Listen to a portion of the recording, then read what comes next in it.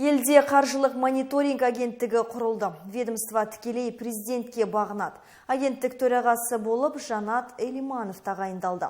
Жаңа құрылым қылмыстық жолмен алынған кірістерді заңдастырып, терроризмді қаржыландыруға қарсы әрекет етеді. Экономикалық және қаржылық қылмыстармен де айналысады. Сосын оларды анықтап, жолын кесіп, тергеп тексере алады. Президент бүгін жаңадан құрылған агенттік төрағасын қабылдап, жақында таратылған қаржы мониторингі комитетінің былтыр, яғни өткен жыл атқарған жұмыстарының қорытындыларын тыңдады.